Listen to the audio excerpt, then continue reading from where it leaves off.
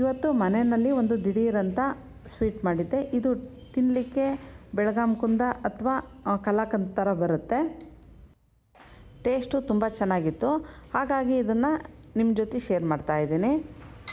ಇದಕ್ಕೆ ಬೇಕು ಅಂದರೆ ಮೇಲೆ ಸ್ವಲ್ಪ ಡ್ರೈ ಫ್ರೂಟ್ಸ್ ಹಾಕ್ಕೋಬೋದು. ಎಲ್ರಿಗೂ ನಮಸ್ಕಾರ, ನಾನು ಅಂಬಿಕರಾಜ್. ನಿಮ್ಮೆಲ್ರಿಗೂ ನನ್ನ ಈ ಚಾನಲ್ಗೆ ಸ್ವಾಗತ. ಇವತ್ತು ಹಾಲು ಕಾಯಿಸ್ಬೇಕಾದ್ರೆ ಒಡೆದೋಯ್ತು.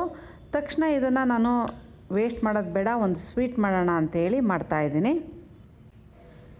ಇದರಲ್ಲಿ ಪನ್ನೀರು ಏನಾದರೂ ಮಾಡ್ಬೋದು, ಆದರೆ ನಾನು ಅದೇನು ಬೇಡ ಅಂಥೇಳಿ ಅದನ್ನು ಕಾಯ್ಲಿಕ್ಕಿಟ್ಟು ಅದಕ್ಕೆ ಸ್ವಲ್ಪ ಮನೆಯಲ್ಲೇ ತೆಗೆದಿಟ್ಕೊಂಡಿರೋ ಕೆನೆ ಇತ್ತು. ಅದನ್ನು ಸುಮಾರು ಒಂದು 2-3 ಟೇಬಲ್ ಸ್ಪೂನ್ನಷ್ಟು ಹಾಕಿ ಇದನ್ನು ಸಣ್ಣೂರಿನಲ್ಲಿ ಕುದೀಲಿಕ್ಕೆ ಬಿಡ್ತಾಯಿದ್ದೀನಿ.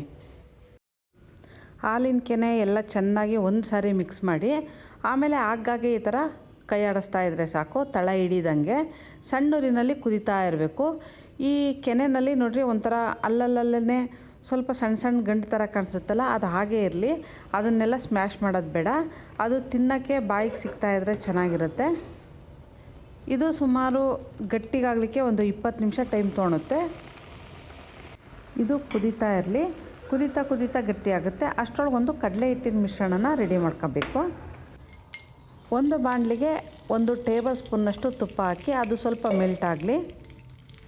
ಇದಕ್ಕೆ 2 ಟೇಬಲ್ ಸ್ಪೂನ್ನಷ್ಟು ಕಡಲೆಬೇಳೆದು ಹಿಟ್ಟು ಹಾಕ್ತಿದ್ದೀನಿ. ಹಿಟ್ಟಾಕಿ ಒಂದು 2 ನಿಮಿಷ ಇದನ್ನು ಉರಿಬೇಕು. ಸಣ್ಣ ಉರಿ ಇರಲಿ, ಉರಿ ಜಾಸ್ತಿ ಆದರೆ ಕಡಲೆ ಹಿಟ್ಟೆಲ್ಲ ಸೀದೋಗುತ್ತೆ. 2-3 ನಿಮಿಷ ಹುರಿದ್ರೆ ಇದು ಕಡಲೆ ಹಿಟ್ಟೆಲ್ಲ ತುಪ್ಪದ ಜೊತೆ ಚೆನ್ನಾಗಿ ಹೊಂದ್ಕೊಂಡು ಒಳ್ಳೆ ಪರಿಮಳ ಬರುತ್ತೆ. ಅಲ್ಲಿ ತನಕ ಇದನ್ನು ಉರಿಬೇಕು. ಹಾಲು ಕುದೀತಾ ಇದೆ. ಈಗ ಇದಕ್ಕೆ ರುಚಿಗೆ ಬೇಕಾದಷ್ಟು ಸುಮಾರು ಒಂದು 3 ಟೇಬಲ್ ಸ್ಪೂನ್ನಷ್ಟು ಸಕ್ಕರೆ ಹಾಕಿದ್ದೀನಿ. ಟೇಸ್ಟ್ ನೋಡಿ ನಿಮ್ಗೆ ಎಷ್ಟು ಬೇಕೋ ಅಷ್ಟು ಸಕ್ಕರೆ ಹಾಕ್ಕೋಬೋದು. ಸಕ್ಕರೆ ಹಾಕಿದ ಮೇಲೆ ಚೆನ್ನಾಗಿ ಕುದಿಸ್ಬೇಕು. ಸ್ವಲ್ಪ ಬಣ್ಣ ಬದಲಾಗೋ ತನಕ ಇದನ್ನು ಬೇಯಿಸ್ತಾ ಇರಬೇಕು. ಈಗ ಇದಕ್ಕೆ ನಾವು ಹುರಿದಿಟ್ಕೊಂಡಿದ್ದೀವಲ್ಲ ಕಡಲೆ ಹಿಟ್ಟು, ಅದನ್ನು ಹಾಕ್ತಾಯಿದ್ದೀನಿ. ಕಡಲೆ ಹಿಟ್ಟು ಹಾಕಿದ ಮೇಲೆ ಚೆನ್ನಾಗಿ ಮಿಶ್ರಣ ಮಾಡಬೇಕು.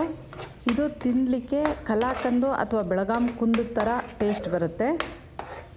ಇದೆಲ್ಲ ಚೆನ್ನಾಗಿ ಕುದ್ದು ತಳ ಬಿಡ್ತಾ ಇದೆ. ಬಣ್ಣನೂ ಸ್ವಲ್ಪ ಬದಲಾಗಿದೆ.